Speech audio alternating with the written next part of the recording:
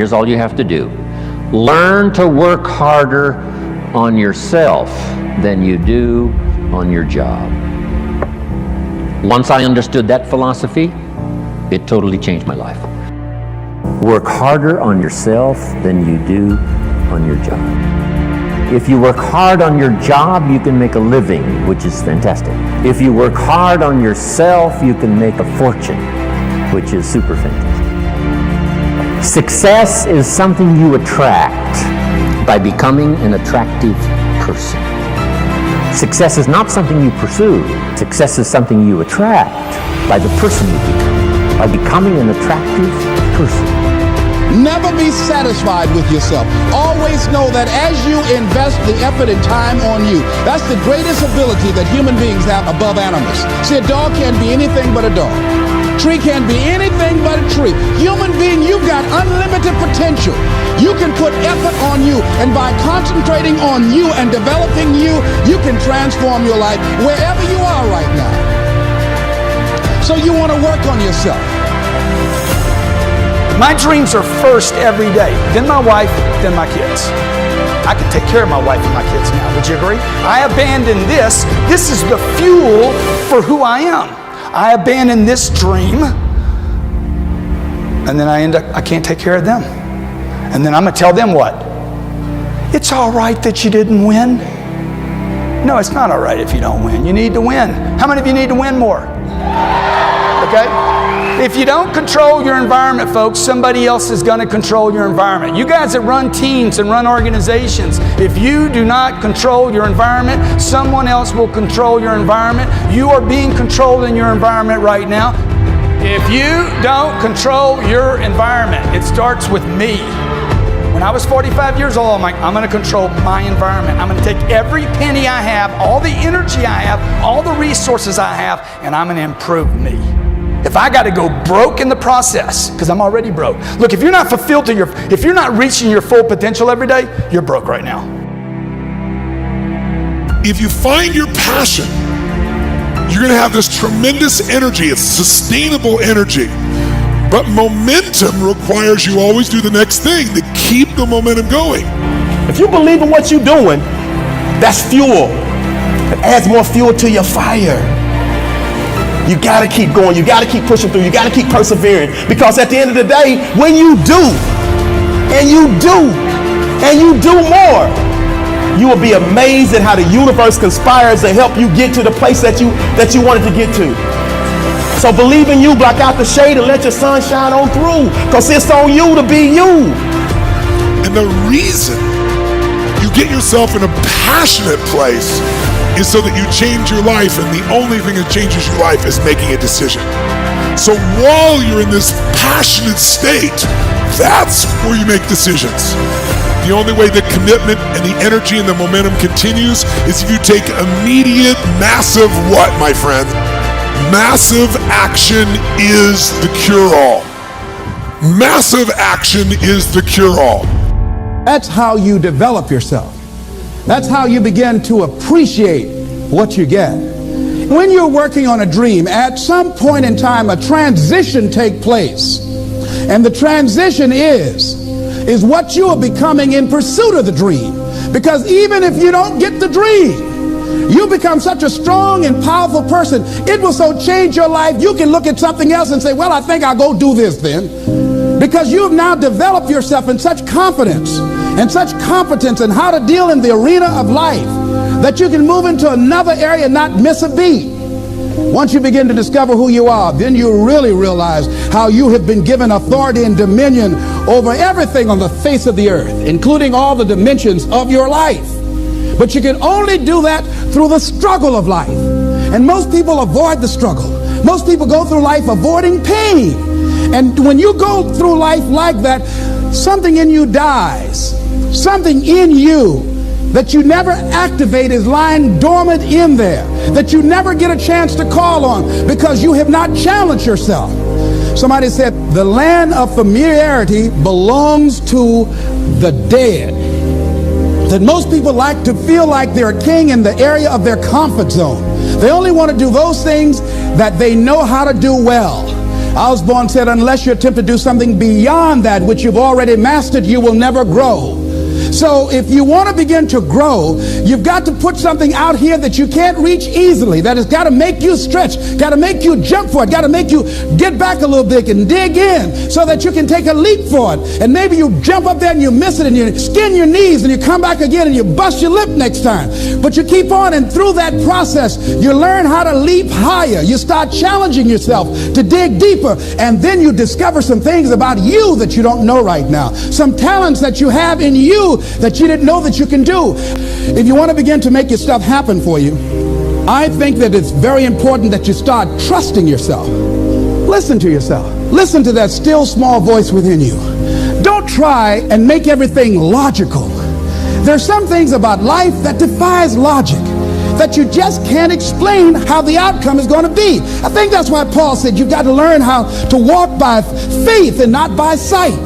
That once you begin to trust yourself and your ideas and your instincts, life takes on a whole new meaning, because now I want you to do that feeling that you are led. Just feel, I am led. Ladies and gentlemen, don't give your power away. You don't need anybody to approve your dream. It was given to you. If they can't see it, it's because it wasn't given to them. It was given to you. Hold it, nourish it, cultivate it, work on it. It's yours. It's your baby. Work on it until it comes into fruition. I gave away my power and I said, I'm not going to do that no more. Here's something else for those who make it today. Do what you know is right. Treat people like you want to be treated. Don't try and take any shortcuts. Don't try and cheat. Pay your dues up front. I believe, ladies and gentlemen, what goes around comes around. You can pay now, or you will pay double later. So do the right thing. There might be a tendency sometimes, because of the negative part of our consciousness and our own programming, for us to want to say, well, I'll just do it this time. It won't matter. Won't nobody know. Ladies and gentlemen, everything matters. And you know you're somebody. You know. I'd rather lose out on my dream doing the right thing than to cheat trying to make a shortcut to get to my goal. I want to be able to look myself in the mirror. And that's what you want to do. There's no saying, judge a man not by what he does, but by that he doesn't have to do. And to judge the true quality of a man is what do you do when nobody's looking. See, there's some good out there for you in the universe that has your name on it. And nobody can get your good. It has your name on it. They can't take your stuff. It's your stuff. So when you know that whatever you're seeking, it's also seeking you, you don't worry. You don't run scared. You don't think somebody's going to take it from you. You listen to your inner voice, and you always take the high road. There will be the tendency, the natural inclination to take the low road. You must resist that. Repeat after me, please. I will always take the high road.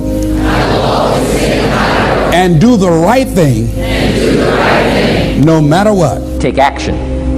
Not hasty if it isn't required, but don't lose much time. Here's the time to act. When the idea is hot and the emotion is strong. That's the time to act. You say, Mr. Ron, I'd like to have a library like yours. See, if you feel strong about that, what you got to do is get the first book and then get the second book. Before the feeling passes and before the idea gets dim, action pronto, action immediate, action as soon as possible. Because if you don't, here's what happens. We call it the law of diminishing intent. We intend to when the idea strikes us. We intend to when the emotion is high. But now if you don't translate that into action fairly soon, now the intent starts to diminish. And a month from now it's cold. A year from now, can't be found. So act. Set up a discipline when the emotions are high and the idea is strong and clear and powerful. That's the time to set up the discipline. Somebody talks about good health and you're stirred. Says, right, I need to get a book on nutrition. Get the book before the idea passes and before the emotion gets cold. Go for the book. Start the library. Start the process. Fall on the floor. Do some push-ups. Action. Got to take action. Otherwise, the wisdom is wasted. Otherwise, the emotion soon passes. unless you put it into a disciplined activity. Capture it. Disciplines is called how to capture the emotion and how to capture the wisdom and translate it into equity. Disciplines. Now here's what's important about disciplines. All disciplines affect each other. In fact, here's a good philosophical phrase. Everything affects everything else. Nothing stands alone. Don't be naive in saying, well, this doesn't matter. I'm telling you, everything matters. There are some things that matter more than others, but there isn't anything that doesn't matter. Key to take home. Every letdown affects the rest of your performance. Every letdown affects the rest.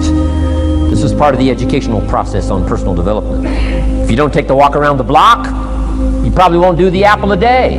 If you don't do the apple a day, you probably won't start building your library. If you don't build your library, you probably won't keep a journal, and you won't take pictures, and then you won't do this, you won't do wise things with your money, won't do wise things with your time, won't do wise things with your possibilities and relationships, and the first thing you know, 6 years of that accumulated, and we say you have messed up. So the whole key to reversing that process now is to start picking up these disciplines. Now here's the positive side. Every new discipline affects the rest of your disciplines. Every new one affects the rest. That's why action is so important. The least action, the smallest action. Take it.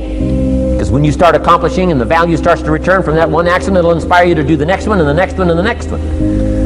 You start walking around the block, it'll inspire you to get an apple. Get an apple, it'll inspire you to get a book. Get a book, it'll inspire you to get a journal.